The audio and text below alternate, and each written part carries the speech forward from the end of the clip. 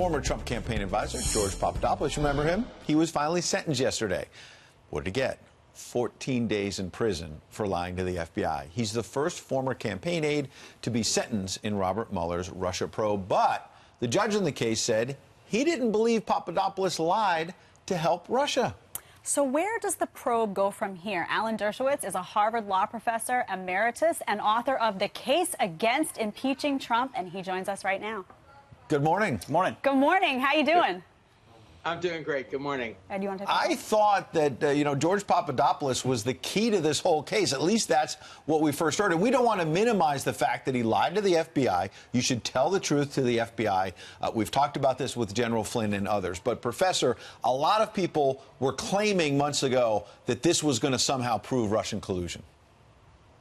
Well, it certainly hasn't done that. And I think it reflects what a lot of judges feel, that the law today that permits people to be prosecuted for lying without taking an oath is very dangerous to all Americans. There should be a law that says you can't be prosecuted for lying unless you've put your hand in the air on a Bible and said you swear to tell the truth.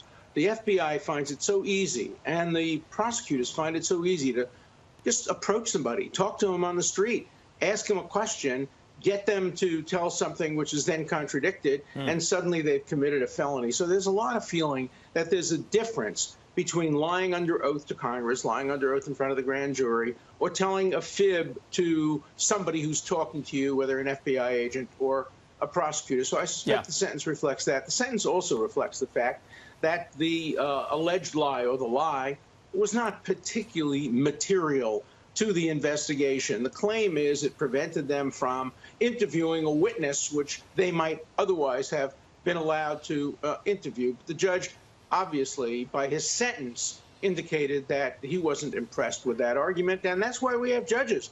Prosecutors shouldn't be the ones that determine, in the end, the truth or the extent of the truth or the sanction for telling an untruth. But, Professor, we're a long way from when he originally pleaded guilty, and everyone thought this was the beginning of the end, the Russia investigation. The walls are closing in, as we've heard time and time again. This is how the media framed the original guilty plea. Listen.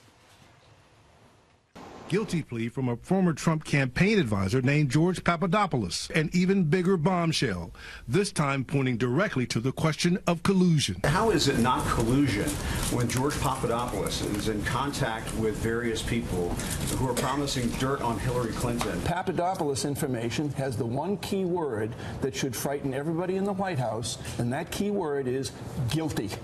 Jim Acosta was all over it. Bombshells everywhere. Now here we are 14 days. Well, I thought there was a weakness right away in the beginning because they indicted him for the weakest charge, that is lying to an FBI agent instead of conspiracy to collude or conspiracy to commit some crime in relation to Russia. Charging somebody with lying to a law enforcement official is usually a signal that they don't have a strong case against the person, and that's obviously what happened here. And Professor Dershowitz, last question. What signals do you read from the fact that we're now hearing that Special Counsel Mueller has indicated to the Trump team you can give written answers on collusion? Well, I think that we're seeing a charade where both sides know that the president's not going to sit down and talk, but each side would like to be able to say, I wanted to talk, or I wanted to give him an opportunity to talk, and it's his fault. I hope we'll also mention, just for 1 minute, I know you asked me to talk about the 25th Amendment and my friend, Senator Warren, calling for its invocation. You really have to read the 25th Amendment and understand that it was never intended to medicalize political differences. Even President Obama yesterday used the term paranoia.